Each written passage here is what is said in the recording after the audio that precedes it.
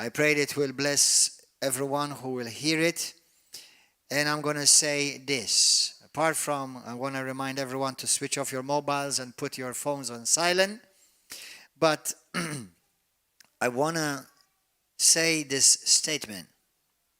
This message is a message that is much needed in the body of Christ, I believe. And I believe it's a message that is very close and dear to the heart of the Father. Now, some things that I may say, especially some people may say, oh, he's saying this about me, or saying this for me, or he's saying this for that person, or saying that for that person.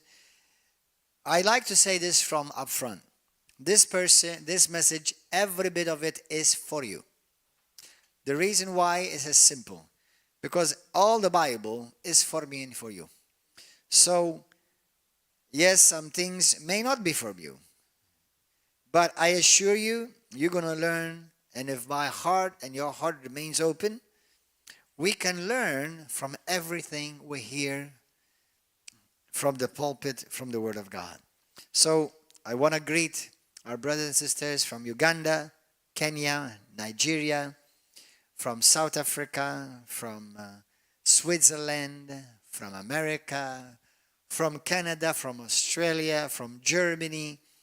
I want to greet our brothers and sisters from other nations of the world like Pakistan. And may God richly bless you, and may this message enrich your life. Now let us pray together. Let's pray. Heavenly Father, we are hungry for the Word of God. Speak through my mouth, and Lord, think through my mouth, think to me and speak through me, and let your people be fed, built up, encouraged, and your church built up, and your kingdom advancing. Well, I thank you for your anointing, for me to deliver this word, and for anointed ears to receive this word. May your name be glorified in our midst today. We pray this in Jesus' mighty name. Amen. Go to the book of John chapter 17. John chapter 17. John chapter 17. And I want you to, be excited. I want to encourage you to be excited about this word. This word is to bring healing in the body of Christ. How many of you know that the church needs healing? This church needs healing. Every church needs healing, because the church is people. And wherever people are gathered, their healing is necessary and needed.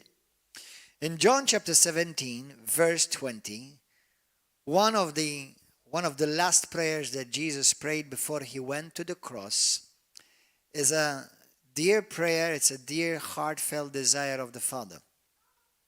Verse 20 says this. I, Jesus, do not pray for these alone. He was not praying for the apostles alone, for that in that moment they were 11.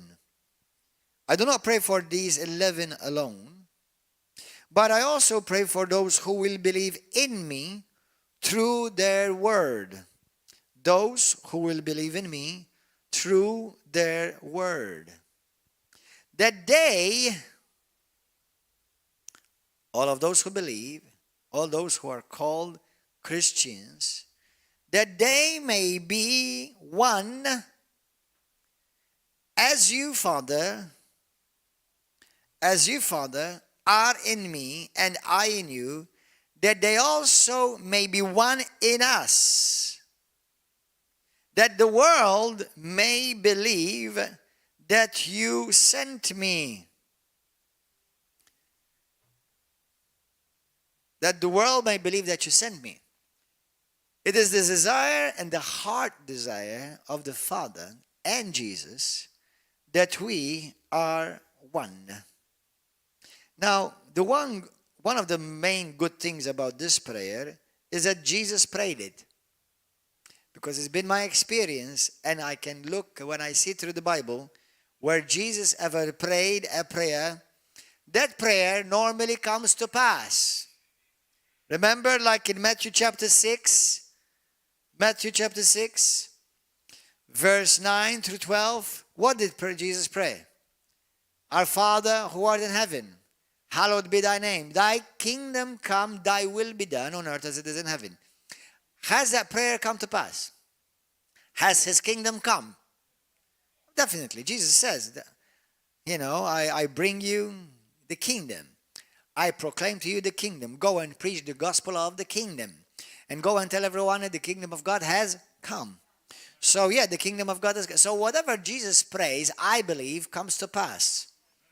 Now, obviously, we can say it has come to pass as well as it's coming to pass. Amen? Because every time somebody becomes a Christian, is born again, that means the church is growing and the kingdom is advancing. Amen? Hallelujah. Praise God. Now, but the desire of Jesus and the prayer of Jesus is that they be one. We are one. Everybody say this. We are one. Go to the book of Ephesians now. The book of Ephesians.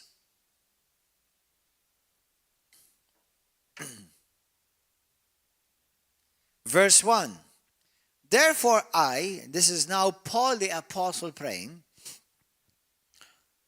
Paul, who had a revelation and he saw Jesus and Jesus taught him one-on-one. He said, the prisoner of the Lord, I urge you to walk in a manner worthy of the calling with which you have been called. With the all humility, say humility, and gentleness, and with patience, being diligent to keep, to preserve the unity. Everybody say keep. Everybody say keep. Preserve. Say it. Preserve. Hallelujah. To keep and to preserve the unity of the Spirit in the bond of peace. Bearing with one another in love of peace. Bearing with one another in love and peace. That means put up with one another. Be patient with one another. Means it's not automatic. It's something you have to work for to keep. Not something to work for or to work to accomplish, because it has already been accomplished. Paul is not saying let us work for unity. Paul is saying let us preserve the unity which already is there. Amen? We are already one. We are one in Christ. So what we must work against is disunity, division, bringing division, because there are many in the body of Christ. Instead of maintaining and preserving and keeping that which Jesus has already accomplished for us, what they are doing is bringing division, bringing disunity. Are you getting this? I've had the concept for all the years of my life that unity is something you work for. No, unity is something you keep, you preserve. Amen? He's not telling us to work for it, but to work to keep it. There's a difference. For there is one body, not there will be one body, there is already one body. There is already one Holy Spirit. Just as you also have been called to one hope of your calling, there's one Lord, not there was going to be one Lord. There's one faith and one baptism. One God and Father of all, who are through all and in all. So what? So, point number one. Jesus says in prayer that his will is that we are one in him. And he fulfilled it. We're not trying to be one. We are one. So, you know how last Wednesday, for those of you who have heard my message, I preached a message called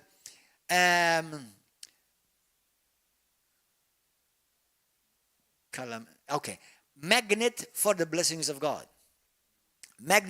Blessings are not something you try to achieve. blessings are something you already have. In the New Testament, everything I can think of at this moment, that Jesus asked us to walk in is something he's already accomplished for us, not something we work for. Healing is already ours. Health is already ours. Peace is already ours. Joy is already ours. Peace is already ours. Salvation is already ours. And oneness is already ours. Amen. Paul says that we are one in the Spirit. We're not trying to become one. We are one. Look at your neighbor and tell her or tell him, we are one in Christ. We are one and ready already. We work hard to avoid division because we are already one. Together we fight against division, not a fight for unity, but we fight against disunity. God sees us as one. Do you know that God sees us as one? How do I know? Number one, he already says it, and I've read it to you. Apart from that, Jesus is coming for how many churches? One church. Now, I know there are many congregations, but there is one church. Which is that church?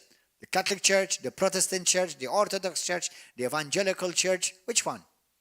All those who have been truly and genuinely born again, they love Jesus. God sees us one. That's why Paul says, preserve, keep, maintain what you already are. You understand? Satan sees us as one. Do you know when we hear about a scandal, even if it's in the Catholic Church or in the Protestant Church or the Evangelical Church, or somebody does some big hoopla, what do people say to you? You like them? Look what your people did. You know, they automatically think that you and them, or you and him, or you and her are one. So Satan sees us as one. Okay, Satan is not attacking the Catholic Church or the Protestant Church or the Evangelical. Satan is attacking the Church of Christ. When my brother in Nigeria, when my brother in Ethiopia, when my brother in India or Pakistan or Afghanistan, they are persecuted, they're persecuting us, not them. Are you understanding, brothers? Because in the sight of God, in the sight of the devil, and in the sight of the world, we are already one. So now, since God sees us as one, since the devil thinks we're one, and since the world think we're one as well, then let us be one. And do everything it takes to remain what God has already, through Jesus, made us. Amen? Now, we see that to remain, not to become one, requires what? Much effort on our part. Hallelujah. You're about to understand this very clearly in a moment. Requires effort to stay one. Because if you have 5 people in your life, you will find out that you disagree with every one of them on some area. If you have somebody, just one other person in your life, could be your wife or your mother, or your husband or your father, your brother or your best friend, you'll find there's something you disagree with them. Okay? So it takes effort to walk in love. It takes effort to walk in truth. It takes effort to walk in unity. It's not automatic. You work to maintain the unity. Amen. Now, in that scripture in Ephesians 4, Paul says, walk in humility. Now, do you know what is humility? The best definition of humility is Philippians chapter 2, and I want us to read it. Go to Philippians 2. Philippians chapter 2. verse 5. Let this mind be in you, which was also in Christ Jesus, who being in the form of God did not consider it robbery to be equal with God, but made himself of no reputation, taking the form of a bondservant, and coming in the likeness of men. And being found in appearance as a man, he humbled himself. How did he humble himself? By beating himself with a rod. By saying that I'm worthy of nothing, I'm just the dust and the trash of this world. No. You see, there are Christians all over the world that they think that because they ridicule themselves, they speak ill of themselves, they say, I'm just a little creature, I'm the least, I'm dirt, I'm a sinner, I'm hopeless, I'm good for nothing. They think by saying those things, you're being humble. No, with all due respect, you're being a dummy. Okay? That's not called humility. That's called false humility, and it's not 1 ounce biblical. Jesus had no problem saying, I am the Son of God, I am the Son of Man, I am the Messiah, I am the Savior, I'm the way, the truth, and the life. Hallelujah, God is my daddy. Hallelujah, I'm the healer, I'm the Alpha and the Omega, I am the great I am. Jesus had no problem saying none of that. Yet he was the most humble. Okay? So how do we define humility? Why don't we let Jesus define it for us? How? By being obedient. To what? To the will of God. So if you want to see somebody humble, it's not somebody who's saying, oh, don't look at me, because I'm humble. Well, I'm not good anything or for anything, I'm just the dirt of this life. I'm humble. Now, when you're looking for somebody humble, the picture of humility is somebody who delights to do the will of God. Do you delight to do the will of God? Anybody? Then do an exercise right now. I'm humble. Yeah, that's what God calls humble.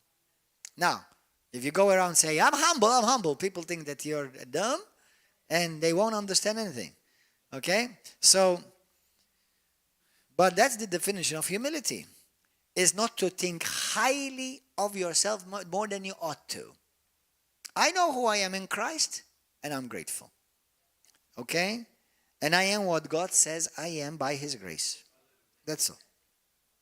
So we must walk in humility. Gentleness. Do you see? Are you realizing that all of this is going to take effort? Why? Because sometimes I don't want to be gentle. Sometimes I want to burst shouting and screaming. But the Bible says that the servant of the Lord is gentle. Okay? Patience. Love is patient. That means you may have a sister, a brother, they will test your fruit of patience. Okay? And then we go to Pitkalia and we sell that fruit. Okay? So when you're being patient with somebody, say, he did it again. Oh no, she did it again. Oh, he got on my nerves. Well, it's time for you to grow your patient fruit. Amen? So why? Because as you notice, to grow, there's resistance. The enemy will resist you. The enemy does not want you to be patient with your brother and sister. The enemy is like, cut him out. Now, do you understand? It requires patience to maintain unity. It requires to be diligent. Be diligent. That means you cannot be casual about it.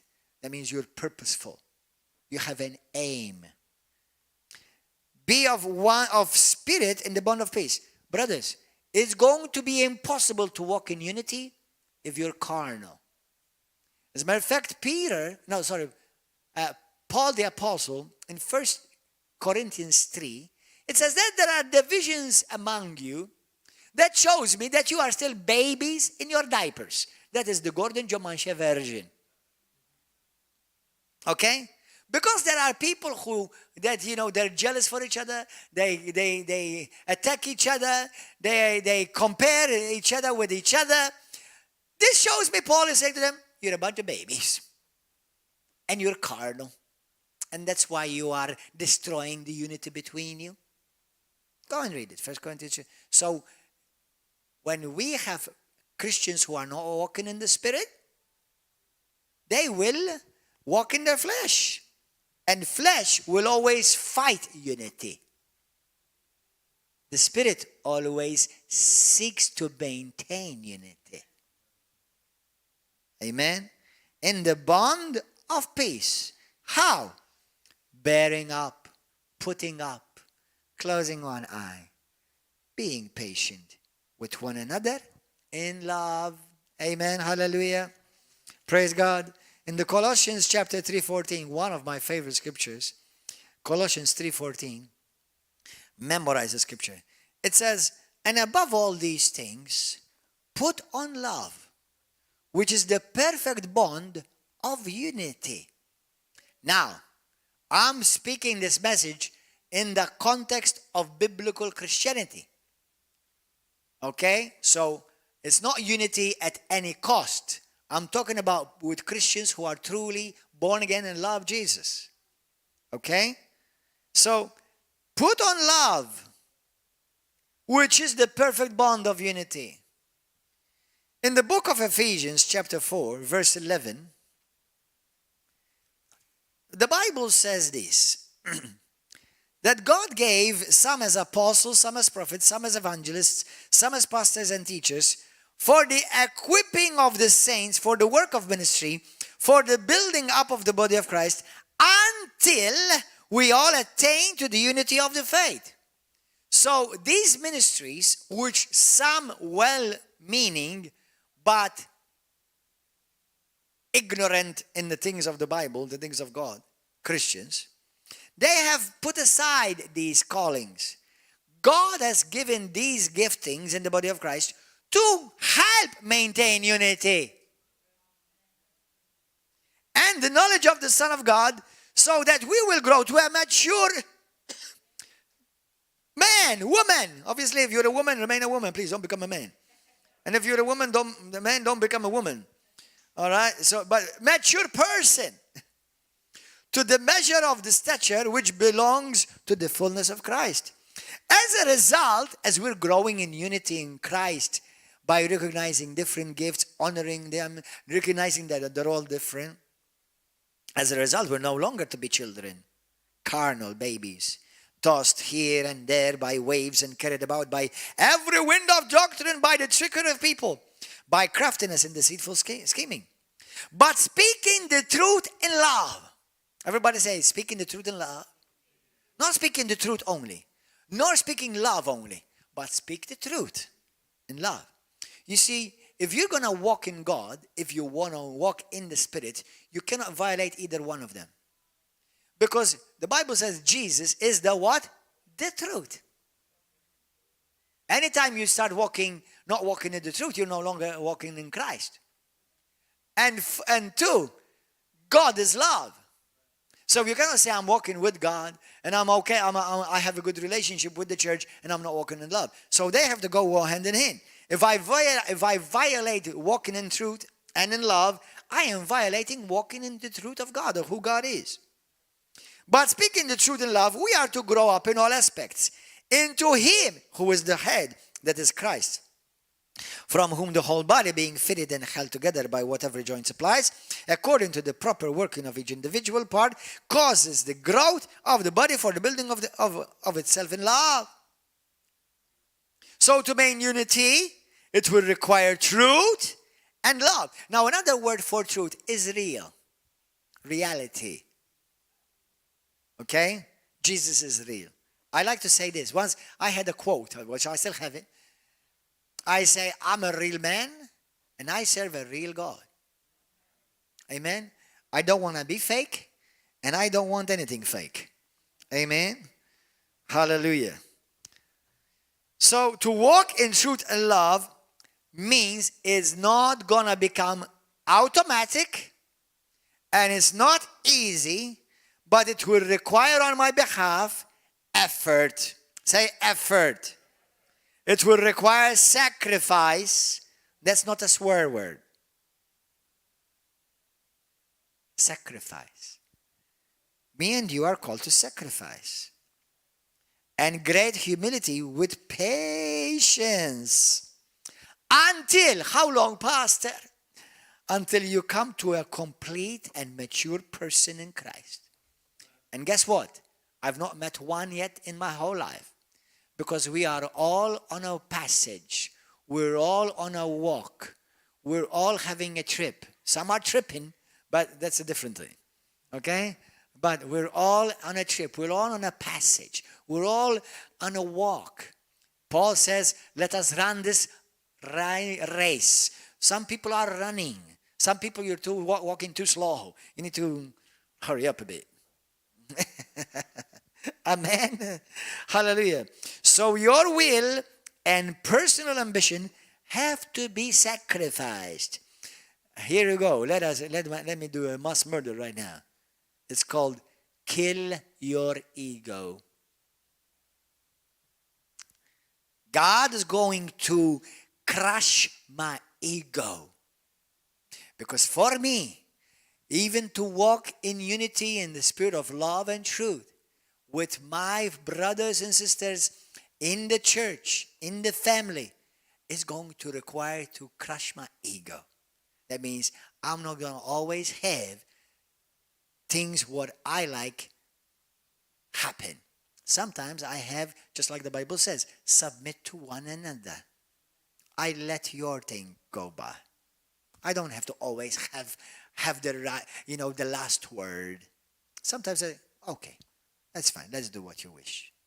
And I'm not going to be offended. I'm not going to be offended about it. The reason why I'm talking about this, number one, I truly and genuinely believe is the heart of God. Because there's so much pain, injuries, disunity in the body of Christ. And it grieves the Father's heart. It grieves the Holy Spirit. Anyone who's filled with the Holy Spirit will work to maintain the unity in Christ. Okay? Now, I will define certain things. But this week, 3 things happened to help me realize, okay, the Lord, it is becoming more evident that the Lord wants me to speak about this. A couple of days ago, my sons asked me, Daddy, why is it that preacher that we like to watch, there are many that I like to watch, there are so many people attacking him and calling him a false prophet?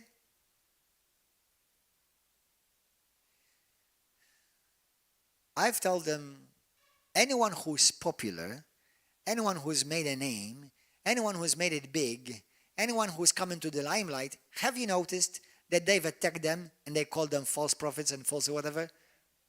Okay? Have you ever heard that? Have you noticed? You can grab any name you want, including my own name, Gordon John Manchè. And you're going to find somewhere an article or a video that I'm a false prophet, I'm a false this and a false that. And there are videos against the Pope that he's false. And there are videos against the bishop. There are videos against this apostle, this pastor, this teacher, and they're all false. My goodness, we can't listen to anyone. We can't trust. Yeah, everybody's false. As well as false Christians in abundance. But that's another subject, and I did talk about that when I spoke about the prophet and the false and the genuine and the prophetic church. But anyway, so I've noticed this in my life. That anyone who's made it big, anyone who's come into the limelight and become popular and famous, you're going to find people attacking him or her. Have you noticed that? Have you noticed how many of you have found any videos on YouTube attacking Pastor Gonzalino Muchachino? Anybody has found any videos against him? Gonzalino Muchachino. Have you never heard of it? You've never found videos against him. That's right, because it doesn't exist. Nobody knows about him. So nobody's going to attack somebody that nobody knows about. Some people have asked me, but Pastor, why is it people talk about River of Love in Malta? Well, how many churches have you heard about? Now, there are many other churches, and I can tell you that there are some good ones too. There are some fake ones, have nothing to do with them, but there are some good ones too. But how come they've never heard of them? Because they don't have social media platforms. They don't have a TV program. They're not on YouTube. Either maybe a very few people know about them or nobody know about them. But me, obviously, because number one, I'm cute. People, sometimes. I didn't say you're ugly, so don't take it against me. You're cute too. Hallelujah. So, but obviously when somebody becomes popular, it goes by default, whether it's in politics, whether it's in entertainment. The moment you become popular, you're going to raise a bunch of people against you for different reasons. And let me tell you something. You mark a man or a woman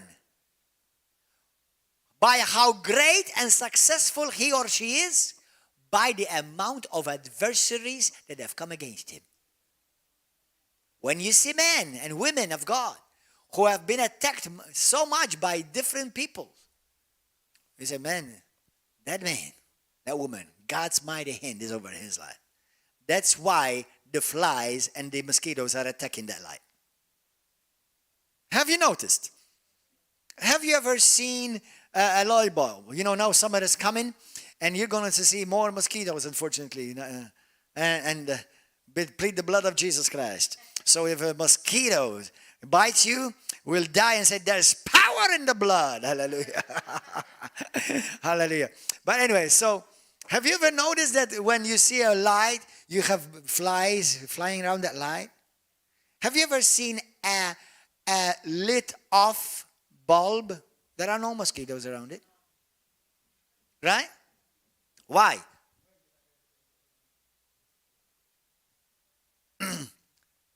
You notice that they don't attack people who are not known, not popular, and not doing anything. But when somebody has a blessed ministry, why is it some people, when they see somebody blessed, automatically they say, oh, it's because he's doing this or they're doing this for money? What about Christians saying that he's doing this because God has anointed him? His ministry is touching many people and touching nations is because it is possible that God has anointed this man and God has anointed this woman or God has anointed this ministry. But isn't it interesting? People love to attack what they can't achieve. Did you hear that? People attack what they can't achieve. And I've learned in my life that it's always losers that attack winners. Winners ignore losers completely. Amen? Give a wonderful hand to Jesus. Hallelujah. Hallelujah.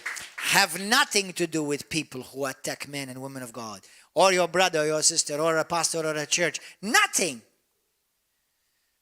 United means tied. Tied together as one. You and I tie. Together also means to gather. Amen? We are called River of Love. River of Love today, by the grace of God and for the glory of Jesus, has ministry, bases, churches, or orphanages, or representatives in 7 different nations. The river is growing. Even our nation. This river have many streams. In the church alone, there are 50 streams. What are the different streams? Means ministries. Children's ministry, youth ministry, dancing ministry, media ministry, editing ministry, drama ministry, cleaning ministry, cafeteria ministry, greeters ministries, ushers ministries, intercessors ministries, evangelistic ministries. We have all, in River of Love at least, there are about 50 or 55 different streams. Not different 50 or whatever different churches, different streams in one river. In God's river, there are many streams. Amen. Now, we are called, God incidentally, River of Love. But even in God's river worldwide, God has many streams. Amen.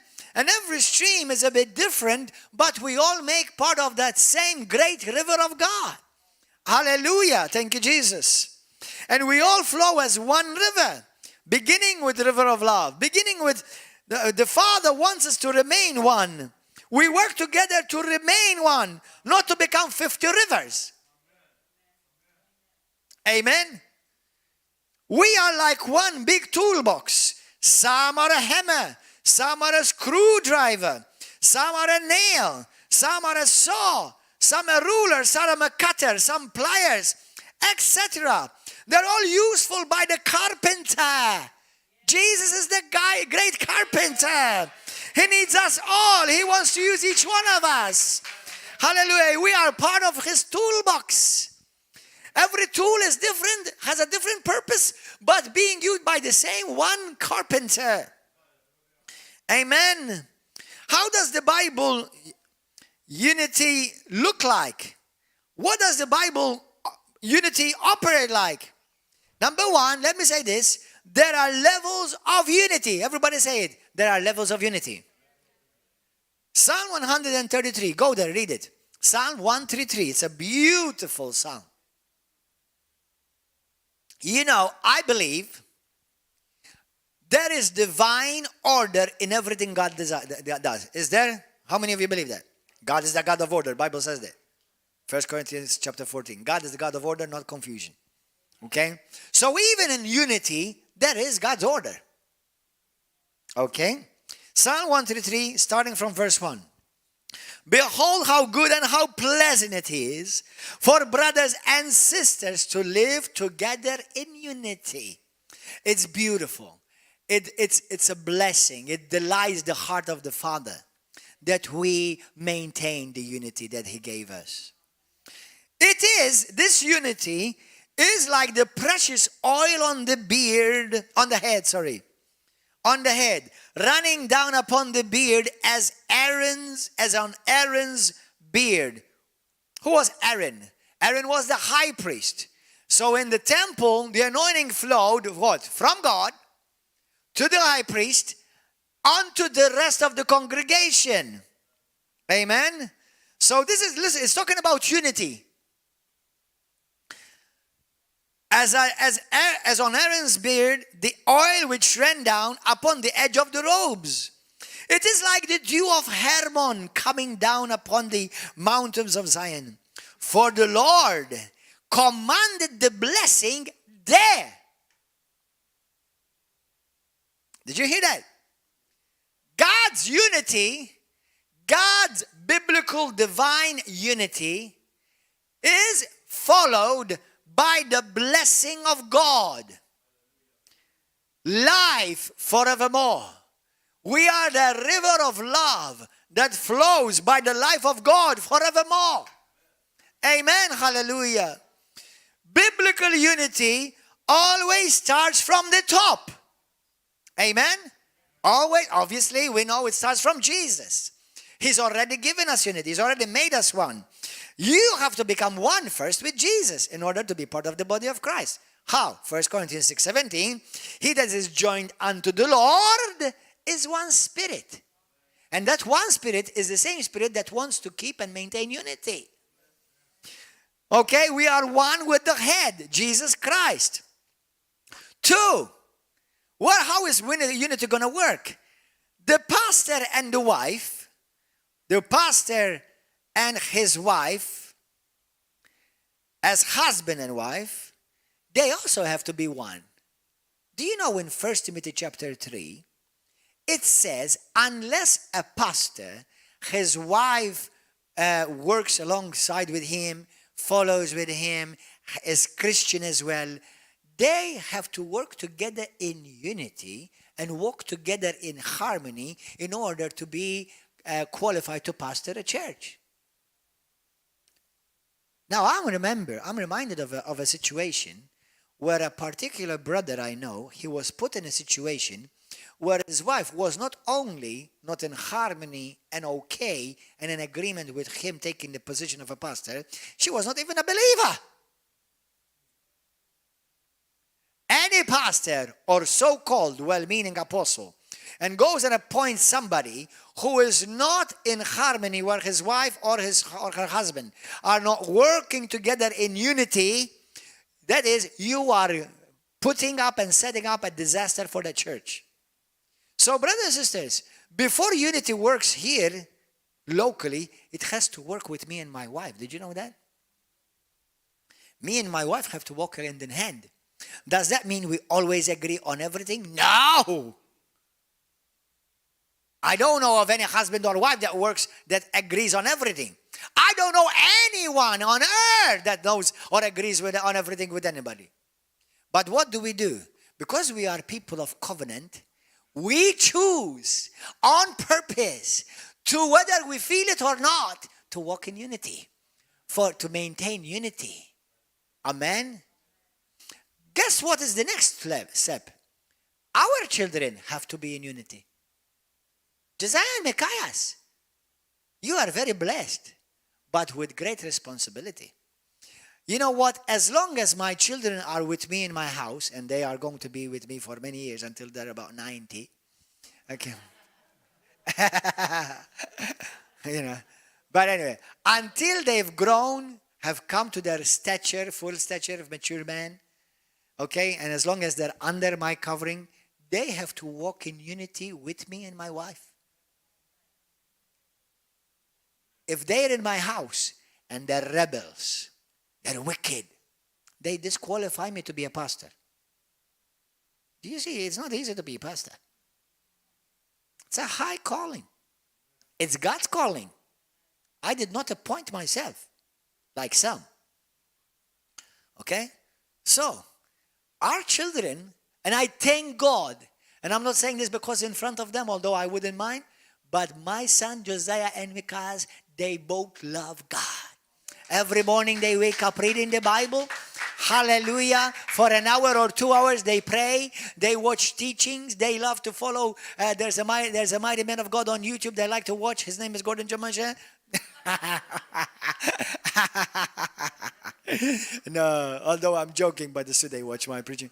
And I tell them to. I don't force them to. But they watch other ministers that we respect and we honor and I love. Okay? And they challenge me. They put me questions sometimes, man. It's like, man, they're putting me some theological questions. Man, they challenge me. So one, as a pastor, me and my wife have to be in unity. Two, my home has to be in harmony and unity. Then what? This church, once we are in unity, I'm in one with God. You see, when my wife and I, we may not be in agreement on something, or may have an argument on something, you see, she forces me, she doesn't force me physically, to go and seek God. When I challenge her about something, I force her, not physically, to go and seek God and pray about it. So we're constantly sharpening one another. She helps me. A good woman will help you to be a man of God. A good man will help you to be a wife as a mighty man and woman of God. Amen? And you're not going to always agree. And I'm sure every one of you have found that out. But it's okay not to always agree. Listen, when two people, they always agree on everything, one of them becomes unnecessary. Amen? But there's a way how you disagree. Okay? With the spirit of peace, love, patience, harmony. Amen? Hallelujah. Not with a stinking attitude. I'm better than you. I'm higher than you. What is? Okay? Hallelujah. So, one with leadership, me and my wife, I have to walk also in harmony and in unity with the leadership of the church. With those who are called pastors or elders or deacons. We have to walk in unity for that unity to continue to be transmitted to the whole church locally, and if there are other branches, internationally. One in the local church. You know, in the book of Acts chapter 13, verse 1 and 2, the Bible says they were together, gathered together, and the Holy Spirit, when they were together seeking God, they spoke to them. In the book of Acts, the Bible says because they walked in great unity and they together the church, the early church walked in great power. Have you ever read these scriptures, brothers and sisters? Amen. Hallelujah. Praise God. So I believe God has a design. How many of you believe that God has a design? God doesn't do just things by coincidence. Amen. So I believe that God has the local church set a design, a biblical apostolic structure and divine alignment. For example, River of Love, church ministries. We have to work together and maintain unity. All River of Love and Nations for Christ ministries, we have to work together under the spiritual covering and maintain main doctrine and vision, those ordained under this ministry. Amen? Hallelujah. So, for example, imagine Rhema, for example. Rhema is, I have been ordained and I'm still ordained and I'm always planning to remain there. Under Rhema, let's imagine, let's say Rhema has 3,000 churches, and I'm sure it has more than that, plus Bible colleges. Everyone has been ordained under Rhema. They had to go through Bible college at Rhema. They had to serve in Rhema. And those who were ordained, they had to agree with the fundamental doctrines of Rhema. Otherwise, how are you going to maintain unity? Amen? So, when people started teaching different scriptures, different gospels, they become heretics. That means they've swayed away. They're no longer in the true way, in the apostolic teachings. Amen? Then we work together in unity with other churches. Now, obviously, listen, you see how unity starts? You cannot bring unity out there if unity is not first in here. I cannot, as a husband and wife, bring unity to somebody when I'm myself walking in disaster. Do you understand? How can I help somebody in marriage when my marriage is disastrous? Now, obviously, every marriage is under construction. We're all growing and you're all, But, can you imagine I'm preaching and helping couples and my wife is shagging up with somebody else? Now, it won't be a nice scene, but I think I will need to take some time away. Or else step down from being a pastor. Doesn't mean I may lose my salvation. But you see, the thing is this. What comes from the top will flow on what's below. That's why unity comes from the top. If the top is already in disarray, in disagreement, have no place being there. You can do other things, but don't be a leader. You don't have the qualities that are required to lead. Amen. Hallelujah. So anyway, this pastor that I knew about, very precious brother, his wife left him, which I wasn't surprised, and the church was split and many people left. And his marriage ended up in divorce. So, God have mercy. I can be in unity with other churches. For example, River of Love, we have good relationship with several pastors. There are people, one sister particular here who comes here and visits us regularly. She has come to this church as a visitor many times. And her pastor knows that. And we love each other, we respect each other, we honor each other. I've never tried to coerce her to speak against her pastor or get her uprooted from the church where God has planted her. That's her family. That's her immediate family. Amen? And that's called integrity, brothers and sisters. Amen?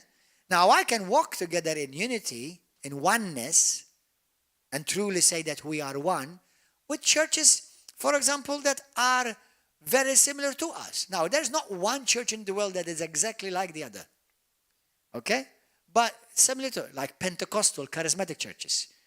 We are Christian first and foremost, evangelical, but we are Pentecostal and charismatic. So there are churches in Malta that are evangelical, Pentecostal, charismatic, that we walk together hand in hand with. We work together with. We have a good relationship with.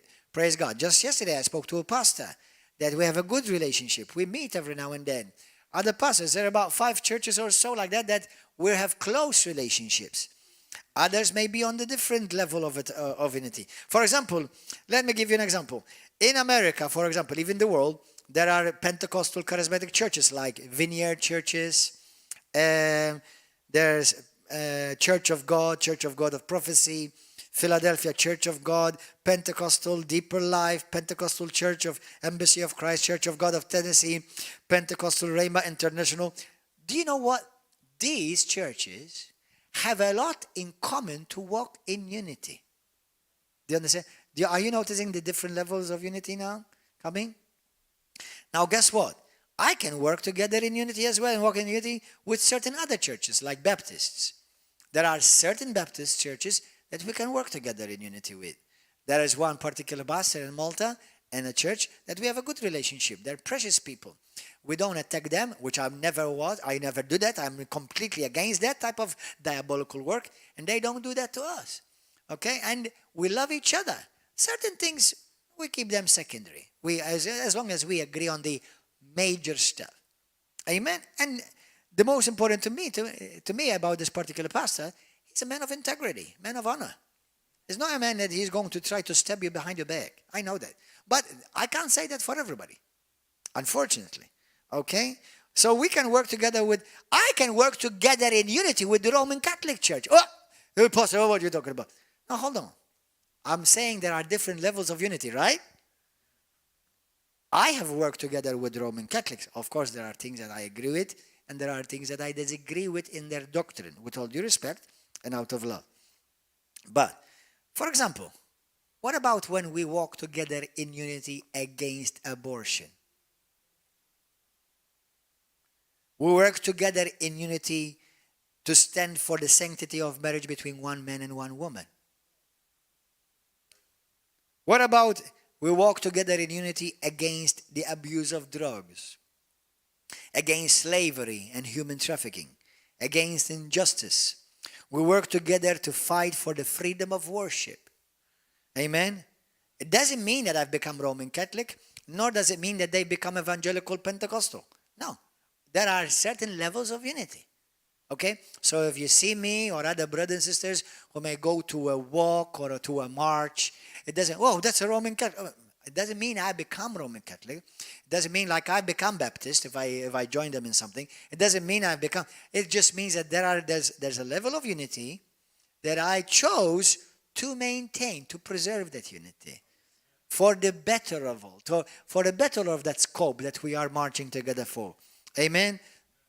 Somebody said to me some time ago, but Pastor, how come? Are you compromising with the Roman Catholic Church? No, with all due respect, there are some Roman Catholics, in general, I prefer than some evangelical Christians. Because some evangelical Christians, that they think that they've become the policemen of the body of Christ, that they want to attack everybody constantly. So, stop it in Jesus' name. Okay? But, I know there are many Catholics who love Jesus. Have you met Catholics who love God? Amen. Doesn't mean I'm going to become Roman Catholic? No. But I do believe that there will be Roman Catholics in heaven. Amen. Hallelujah. And I do believe that there will be evangelicals in the depths of hell. So, amen. Hallelujah. So let's be careful. Let us be careful. Let us walk in love, in unity, in harmony. Let God judge his people, not me play the policeman. Amen. Hallelujah. Praise God. 14. There's another thing now. Hallelujah. There's another type of unity which is not from God. Which is not of God. What type of unity how is that possible, Pastor? There's a unity which is of God. I thought God is for unity. God is not for all types of unity. Let's give you an example. Certain Christians gang up under the wrong type of unity. It's demonic. What type? Let me give you an example. In the book of Genesis chapter 11, what do we see? Perfect unity under hell, under the devil, under Satan, inspired by hell itself. It's called the Tower of Babel. The Bible says that they were so much in unity that whatever they put their minds to do, it was going to come to pass. And nothing could stop them because they were in unity. under the wrong spirit. Are there so-called Christians in unity under the wrong spirit in the world today? Absolutely. You know where you see them? On YouTube, ganging up, attacking ministers, pastors, and churches. You see them on Facebook, attacking this man, and become announcers of Satan. They announce Satan's words constantly against men and women of God. And no wonder you're always sick, and no wonder you're always oppressed, and no wonder you cannot find peace in your heart, and you're always running from one church to another.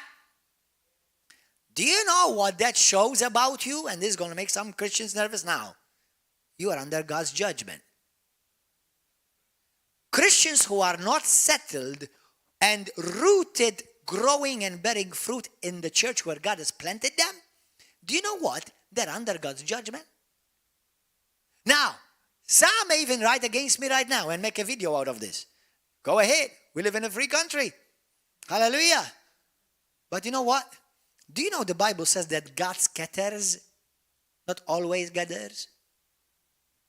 Now listen to this. Number one, God scattered the people of Babylon, those who were coming together. Did he scatter them or not? Yes. Do you think he's the same yesterday, today, and forever? Yes. Do you think he's still doing that till this day? Yes. There are Christians that they love to spread some gossip against, including me, other brothers, other sisters, ministries. They come together to attack and accuse. They are Satan's announcers and advertisers. They spread gossip, slander, and divide churches. Judas Iscariot, ganged up with the religious leaders to come against Jesus. Right? Was that of God, that type of unity? No. Absalom. Go and read 2 Samuel chapter 15 through 18. Absalom is a very scary, sad story. Absalom is a son. He came against his father. And to make things worse, not only him came against his father, but he turned other sons and daughters against his father. And his father, in mercy and grace, because he still loved him, he never did anything about it. But God did. Because he ended up being hung from his hair and died a shameful death. Go and read 2 Samuel chapter 15 through 18. That's like his father's church and grabbed a bunch of people and turned them against his father. That's demonic from the pits of hell. That's called unity too. Choose to have nothing to do with these types of people who attack pastors and Christians and ministries. They're coming against the unity that God wants to preserve. Don't be quick to believe everything you hear on YouTube or social media. How many of you trust social media? Do you trust everything you hear on YouTube? Now, there are good things on YouTube, but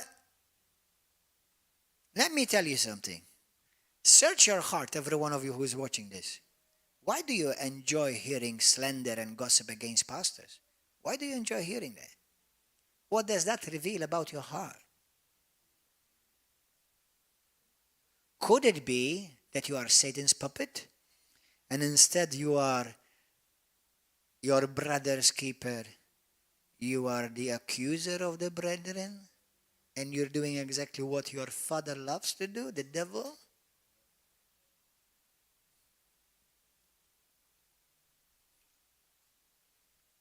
One man, he used to come to church here one day. Then he left and he went to a couple of other churches. And from what I know, now he doesn't go anywhere else. Him and his family. He said to me, he sent me videos against certain pastors. And one day I met him and I chewed him up and I loved every second of it. I said to him, the man that you are attacking, do you know him? No. Have you prayed for him? No. What does that reveal about you? That you are twisted, and corrupt and rotten on the inside. And the judgment of God is going to come upon you. And it did.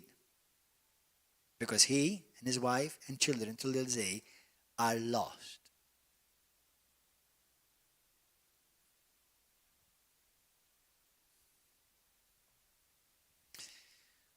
You know, in the book of Matthew, the book of Matthew, let me see where it is. In the book of John, chapter 10, verse 12. And then you got Luke 1:50, 51. It says in Luke 1:51, Luke chapter 1:51, it says, God has done mighty deeds with his arm. He has scattered those who were proud in the thoughts of their heart. So this is the type of unity you can't unite with. In Luke 11:23, the Bible says, he who is not with me, Jesus said this, that means he who is not with me, believing in me as Lord and Savior, is against me. There is no impartial position. And he who does not gather with me, he is assisting in my ministry. What he is doing, he is scattering. Those who divide churches, grab a group and take it against the pastor, you are doing the work of Satan. And you may come to me with a smile and a hug, but I see through you.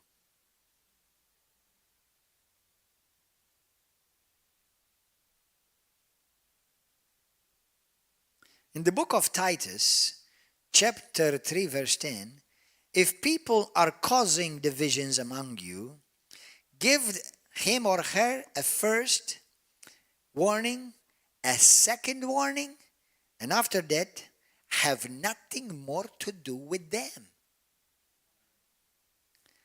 I'm not going to have a conference with people like that. I'm not going to join people like that. I'm not going to have fellowship with people like that.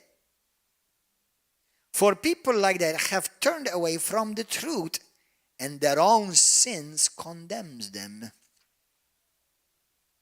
So being scattered is a sign of God's judgment.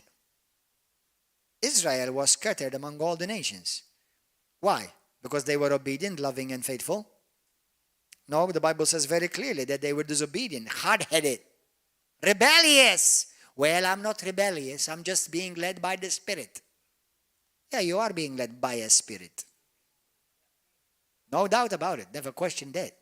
But definitely not the Spirit of God, who has told you to preserve unity. Israel was scattered among all the nations because of the hardness of their heart, and not because they did not listen to God. Go and read the book of Ezekiel, chapter 11, chapter 22, and many other passages.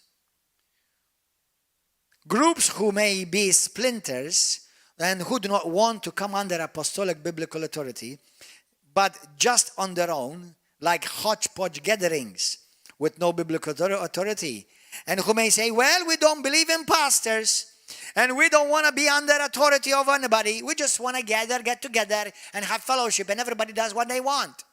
And we just let the Holy Spirit lead us.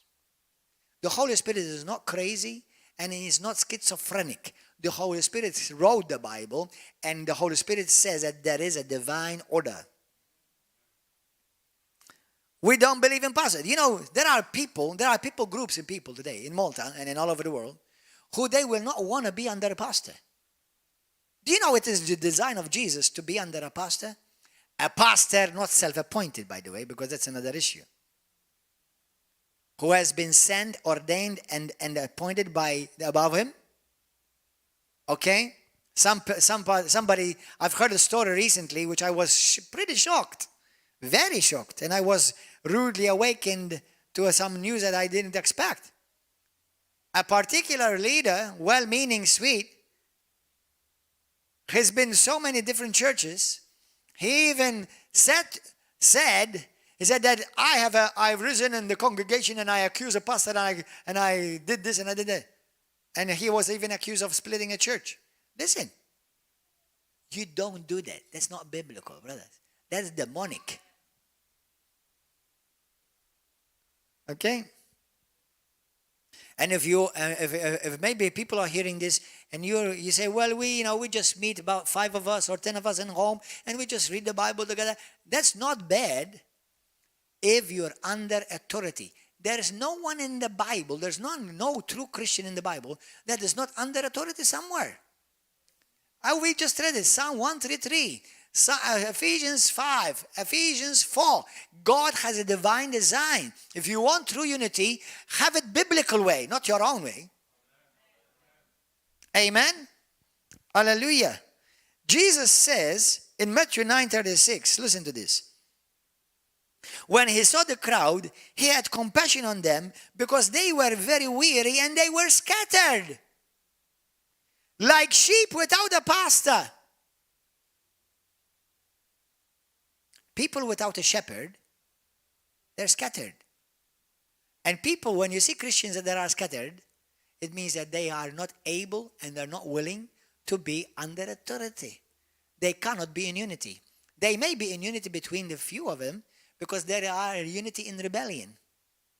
And there are many types of unity like that in the Bible. Now, obviously, some people who are like that and in that position, they're not going to like what I'm saying right now. And they're going to try to say everything that they're not in rebellion, that they've been abused. And listen, brothers and sisters, you cannot tell me that you're running from one church to other and you can't sit somewhere and say, I'm going to obey, I'm going to submit. Now listen, if you're trying to look for a church that is perfect, the moment you find one, the moment you walk in it, it will not be perfect anymore. There is no perfect church. There is a growing church. We're all growing. Every pastor is growing. Even me, I'm growing. I don't know of any pastor who is growing. There are people who preach on this pulpit. So from outside and so from here, from local. Certain things that they've said, not something major, that I did not agree with. But listen, if you're going to only listen to people you're going to agree on everything with, don't listen to anybody. Don't go anywhere.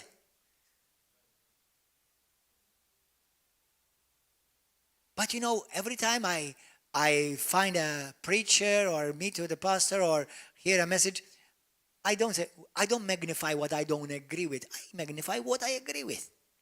Because most of the time, there's much more that I agree with that I don't agree with. And if there's something secondary which you don't agree, leave it secondary. Leave it secondary. Amen? We have to agree on fundamentals for sure. I cannot agree and walk in unity and oneness with people who are heretics. Obviously, if you come and tell me that Jesus is not the Son of God, me and you are going to be as far as East as from the West. If you tell me that Jesus Christ is not the only Savior, but Buddha can save you, Muhammad can save you, and religion can save you, then we're never going to meet or walk in unity. Okay? But if I have brothers and sisters who love God, they may not know certain things I know. And I may not know certain things that they know because we grow from each other. Amen? Hallelujah. But do we believe the fundamentals? Do we truly love Jesus? There are people that I don't agree with on everything, and they love Jesus as much as I do or even more. Amen? Hallelujah. So, if you are listening to this, if you're in Malta or any other nation, go and get yourself under a pastor, a church that has been set up by God, a pastor that has been set up and sent and ordained by God in God's divine order. Hallelujah. Church, Jesus Christ is the chief shepherd, but he's got shepherds under him, appointed by other shepherds over them, like bishops and apostles or senior pastors. We'll call them whatever you want. Okay? They're not self-appointed. Do not be part of a church where there's rebellion. There are churches that have started by, for example, somebody, make friends with a bunch of people, and then he started she starts spreading certain things against the pastor. Then obviously they no longer see the pastor the same because now they've been poisoned, and now they start a group. That is not the way God starts churches. That's the way the devil starts and brings disunity where God has said, I want unity. Don't destroy what I've built. And many, that's what they're doing. They're destroying what God has built. If anybody says to you, well, brothers and sisters, come and be with us. Listen, why do you want me with you? Why did you leave from where God planted you? You were already with us. You were already one. Why do you want us to leave? You are the one that destroyed the oneness, because we're still one. You were always one. Hello? Amen? Praise God. Praise God. Now, I may love you, and I'm not going to speak against you. And I'm not going to attack you. I'm not going to do that, and I'm not in favor of that. Because I've seen many people in my life that God touched them, and that they came to their senses, and they came back on track. Amen? So I'm not in favor of attacking anyone. But for the sake of teaching, by the grace of God, this message people need to hear. Amen? Hallelujah. I don't hate you. I'm not against you. I don't want to hurt you. And I don't want to see you fail. I want to see you succeed the right way. Amen? Thank you, Lord. Don't be like Absalom, what he did with David. Titus 1:5 says, have nothing to do with such groups. Love them, but don't join them. Amen. Hallelujah. Thank you, Lord. Blessed be the name of Jesus. No pastor, no Christians know everything. There is no one who knows the Bible in every area, in every subject, in everything. Be humble. Don't stop learning. Amen. 1 Corinthians chapter 13 verse 9 says, we all know in part. We don't know everything. We're all growing. It's called progressive revelation in theology. Amen. Today I'm preaching things which I didn't see them a year ago. I can tell you, I saw something this week I never saw before in 25 years. How many? 26 years of Christianity. I've been in the ministry for about 25 years. I've been a pastor 16 years. And I saw something I'd never seen before. Unity is not something that you try to achieve. Unity is already something that we have in Christ. All you do is just to work, maintain it. If God has planted you in a church, continue to grow with that. Those who flow from one church to the other.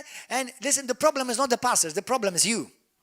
All right? You can't obey. You can't submit. Well, I don't agree with certain things. Where have you gone? Do you agree with them on everything? No. Well, then what are you doing? Like somebody said to me, I love this person, precious man. I love him, and I know that certain people like this, some of them, they mean well. He said to me, well, I'm going somewhere else because I don't agree with you and everything. And I said, where did you go? I said, do you agree with him and everything? Where are you going? He said, no. Then what are you doing? What did you solve? Okay? Now, obviously, I'm not telling you, to submit to some horrific stuff. But listen, you're always going to find something to disagree with. But look at how many things we agree on. Amen? Let's agree on the majors. Hallelujah. And praise God. And believe God. I do not believe that God made a mistake where God has planted you. I'm speaking in the context of Christianity and biblical churches in divine alignment. Okay? I don't believe God has made a mistake. When God planted me in Rhema, I didn't like everything about Rhema. Now, I'm not telling you that they're wrong. I simply didn't like it personally. Or I could have done it better or done it different. I don't know. But listen, we're all uniquely different. And we are to work together to honor and respect and love one another. You're a bit different than me. You may do this bit better than me in this area. I may do a bit better this thing in this area than you. But listen, we are here. Listen, it's not about me. It's not about you. Well, I want to build my ministry. I don't want you to stop my ministry. Listen, you're looking for promotion. You're looking to make yourself promoted. Well, I want my ministry. This is my ministry. Well, listen, if you do things right, God will make things right for you. Do things the right way. And don't worry about it. Your time will come. Serve, obey, cooperate, and you'll be promoted in the kingdom. Amen? Hallelujah. If you disagree, it's okay. I welcome disagreements. I welcome anybody who may disagree with me on certain things. We don't have to fight. Okay? Actually, I need people who disagree with me on certain things. It's because sometimes people see things that you don't see. Amen?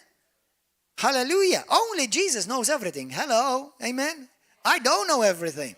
Now, in my spirit, I know the Bible says that we know all things in Christ. It's true. But this mind gives me a lot of trouble. Have you figured that out? Amen? Amen. I don't have the full picture here. The whole picture is here in my spirit, yes. But I'm growing. And the part part of me growing is listening to a brother. That actually, I like that. I like that. That's better. That makes more sense. Well, that's a good idea. Yeah, let's do that. Okay? God do that. God works like that. And this is how we're going to work together in unity and truly being one in Christ. When nobody is self-sufficient, we need each other, even those who may disagree with us. It's okay to disagree on some things. Just do it in honorable and respectful way. Amen? Hallelujah. Talk, discuss, pray on it, wait, and let God bring revelation on that subject by time. We are all growing day after day.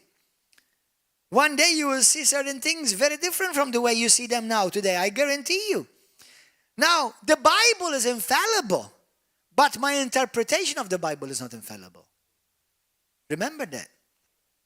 When we say the Bible is infallible, it's true, but my interpretation of the Bible is not infallible. Have you found out that sometimes you've seen things a certain way, and later on in time, you say, oh man, actually this meant this way. This one about unity, for example. I always got the impression that we must work for unity. No, we don't work for. We work to maintain. We work together against division. Because unity already is something that has been accomplished by God in Christ Jesus for us. We already are one. So let's not contribute to division. Let's remain one. Amen? And some people say, but where is it in the Bible that I must remain where God planted me? Well, number one, you're not going to find people cruising from one church to another in the Bible for sure. So that type of Christianity where you go from one church to another and you're never submitted anywhere, you're never accountable anywhere, that's not biblical. God's design, that's not God's design. Number two, what about 1 Corinthians chapter 13? Have you never read 1 Corinthians chapter 13? Paul speaks about the body of Christ, how God has ordained and set each member in the body of Christ where he wills. Are you a member? Do you know that he's placed you exactly where he wants you? Now, if you insist for the right motive, not for a corrupt, twisted motive, okay? And you say, but Pastor, I believe God is calling me to go somewhere else. Okay. Nobody's going to force you to stay there. But at least do it honorably. Don't make a mess. Don't leave a mess behind you. Do it honorably. Okay? There are people who have left from River of Love, of course. And some, not the majority of them, unfortunately, but some, like for example, one couple came to me about what? A few months ago and said, Pastor, we love you. We have nothing against you. We love the church. But God is calling us to go and help somewhere. We just want your blessing so that we go fine, right? And they are. They're in a good church. Okay, this church we have a good relationship with, and praise God. I was happy because they're not going to go somewhere where they will be poisoned. Thank God that they walk in love. They're precious. They're wonderful people. So other people who've come to this church, for example, you know what I tell them? Go and make things right first. But you've kept people from other churches. Listen, every person that have come here from another church, and they've come, obviously, I'm talking from a good church even, tell them, listen, you're welcome as a visitor, but go and make things right. Go and talk to the boss. But the pastor hurt me. Listen, still go and talk to him. Because right now you're seeing how in your mind he's hurt you. Don't forget the good things he's done with you. How many times you found him and helped you. And you stood with him and he stood by you. Don't forget that. Go and talk to him. Be honorable. I've done that with everyone I know. With everyone I know. Some have remained. Some they fixed things up and they left with a blessing. So now when me and their pastor meet on the street, he doesn't feel like I try to poison the people against him, which I don't do. Okay? But some, unfortunately, the moment somebody leaves from another church, they take every advantage to poison them against this pastor or that pastor. That's demonic, brothers. That's demonic. You're going to have to answer to God for that. That's not the work of the Father. That's the work of the devil. Amen? Hallelujah. So, we cannot unite for people who teach heretical things.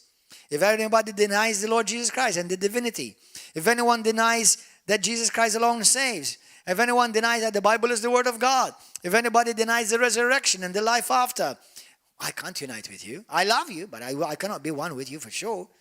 Amen. Hallelujah. Thank you, Jesus. Are you enjoying this? Thank you, Lord. Praise God. So, let's finish.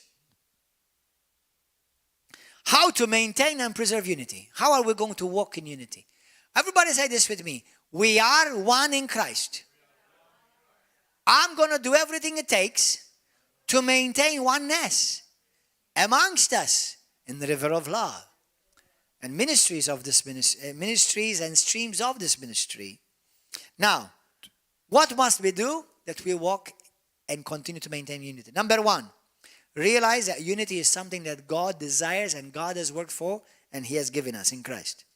Number two, where God has planted you, grow there. Serve there. If you keep jumping from one church to another, how are you going to ever be trusted? How are you going to ever be ordained? Do you just want to be a church hopper or church attendee? That's it? That's not Christianity. That's religiosity. 1 Corinthians 12:18. But now God has placed members, each one of them in the body, just as He desires. He has appointed them in the body of Christ. You have been appointed to be a river of love. Now, do you know what? There are churches, there are certain people who have left from certain unbiblical churches. Do you know, out of integrity, for my integrity before God, I still told them, go and make things right with the person. It's true. Because you see, integrity will take you far. Integrity, and you will always walk with face straight up and you have nothing to be ashamed of. God definitely doesn't want you to be running from one church to another like a vagabond. And so you can never become trusted and with any ministry under spiritual covering or become ordained in any way. Stop running. Ask yourself, am I working against division or am I contributing to division? Am I working to keep unity? No church, no ministry is perfect. And if you find a perfect church, it will no longer remain perfect because you're there now. When somebody leaves a good church because he does not agree on certain things, yet even when he's going now, he does not agree with anything, with some things either. Do this. Shoot your ego, kill your ego. Remember, it's not about you. Next point, learn to wait and be humble under authority. Grow, be promoted through accountability and transparency. I assure you, every true, genuine man of God, pastor, apostle, they will want you to grow if you do things right. Amen?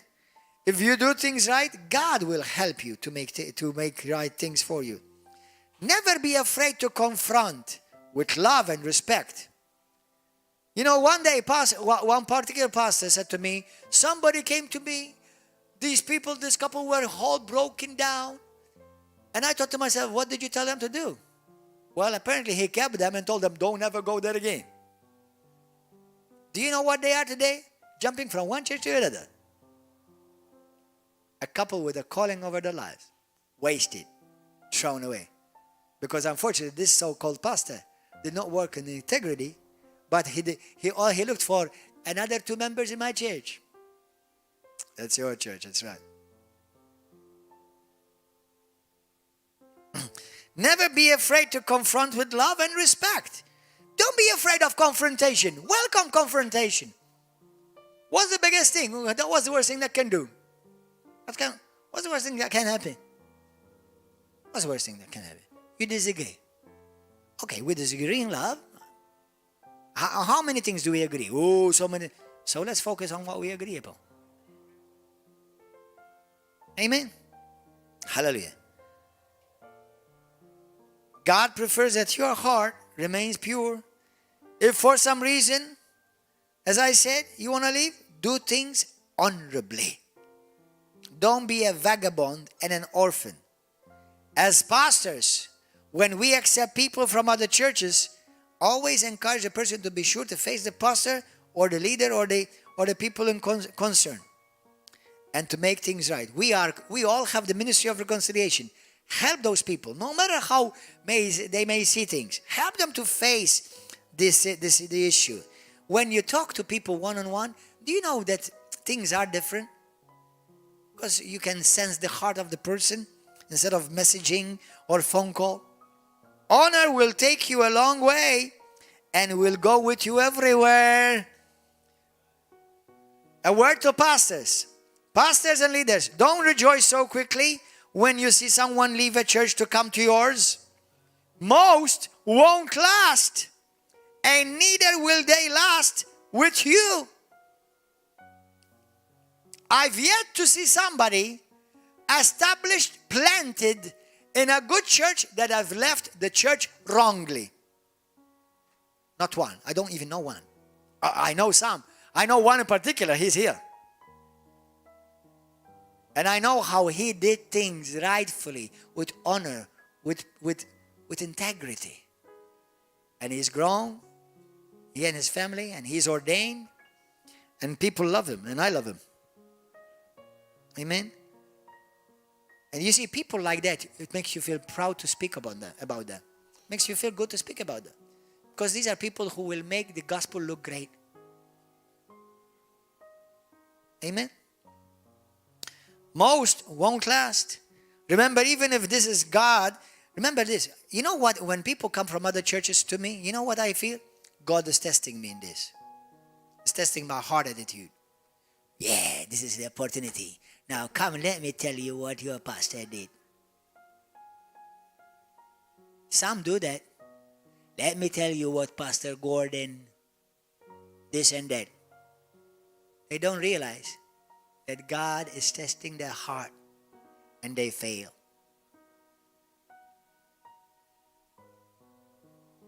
So, be careful you don't take advantage about the situation to spread poison and send it about that pastor or that church from where that other pastor may have left. I remind pastors and leaders right now, Hosea 8:7, you who sow to the wind, you will reap a whirlwind. And Proverbs 10:9, finally I stop there. He who walks in integrity walks securely, but he who perverts his way will be found out. Let's pray. Did you enjoy this? Amen. So let's work to keep the unity, preserve the unity. There are brothers that I feel I agree more with certain others. Mark your enemies. They are the ones that's telling you, we're promoting you. Let's pray. I want to pray for Christians. I want to pray if you are a Christian and you do not have a home church or a spiritual covering or a pastor or apostle over your life. Listen, don't be a vagabond Christian. Make things right. Choose to concentrate on what you agree the most. Don't split hairs and split churches on certain things which you don't agree with. Number one, it's not your prerogative to do that. It's not your job to do that. And don't remain under judgment. What? What kind?